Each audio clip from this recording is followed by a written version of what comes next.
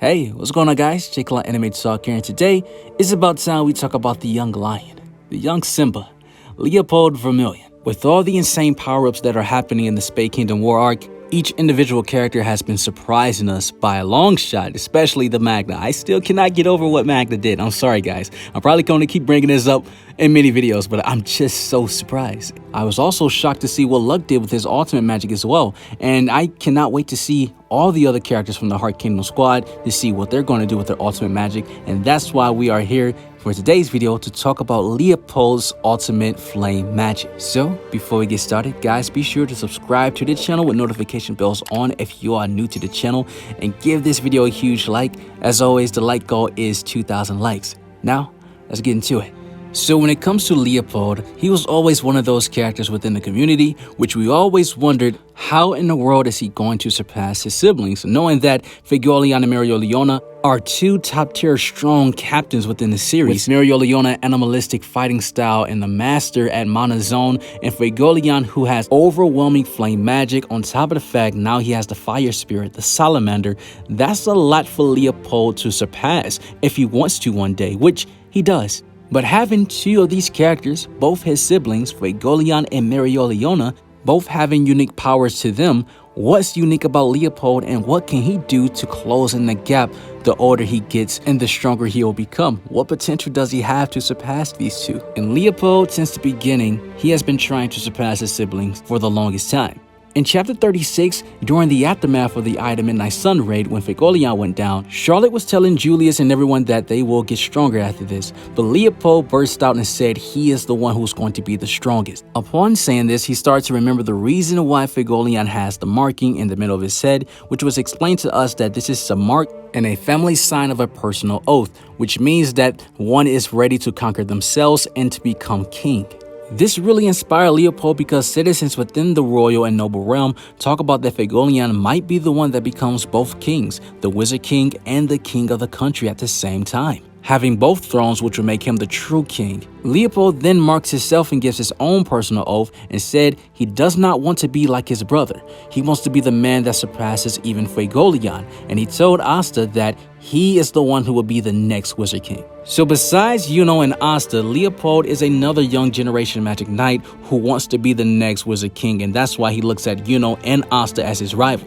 Another Leopold moment happened like this again during the battle between Elf-possessed Randall and Leopold protecting his Magic Knight squad. However, Elf-possessed Randall was so strong that he can literally take out their entire squad besides Fuegoleon and Mereoleona. Leopold tried to hold his own to protect his squad, but his power was not enough. But in that moment, he was going to awaken something. This battle did a lot for Leopold because Leopold stated that when he was fighting Elf-possessed Randall, seeing that his magic power, his air magic, is invisible, it allowed him to sharpen his mana sensings, and he was able to read the flow of mana within the area. He was even able to sense Fuegoleon and the Salamander, their mana, before Fuegoleon was even in the area. So he was able to sense all the mana within the area, very similar to Yuno when he was blind fighting Catherine. And then moments later, Leopold stopped and said, I have figured something out. And we see the representation of the power that he's about to unlock. We see the lion right behind him. However, Leopold passed out, almost like he was going to achieve a huge power we still have yet to see.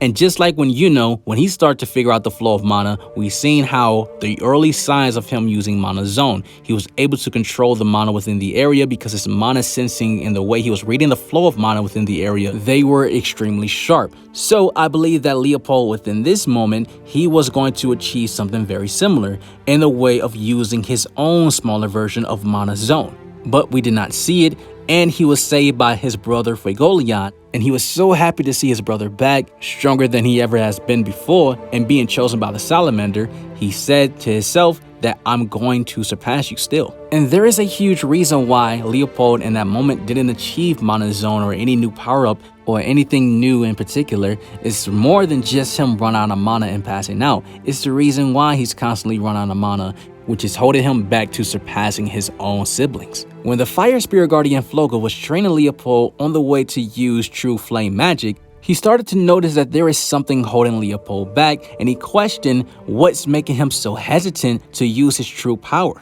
Leopold explained to Floga that he has an older brother and an older sister. The more powerful he gets, the more out of reach they seem to become. It seems as though no matter how hard he works, they just keep getting stronger, and it seems as though he can never catch up to them. He can't help but to think that they are stronger, which Floga tells him that you need to be you. Only focus on you. Worry about your own strong points, which makes a lot of sense why Leopold, he tries too hard when he fights or when he trains, which has been holding his true potential back. And during his battle against the Dark Disciple, we really get to see a huge display of Leopold's true potential on a scale of true magic, which was stated by Gaia that using true magic is using the true element itself. And Leopold's true flame magic was massive. Leopold finally had something that was unique to him that made him stand out even more between Fuegoleon and Mereoleona.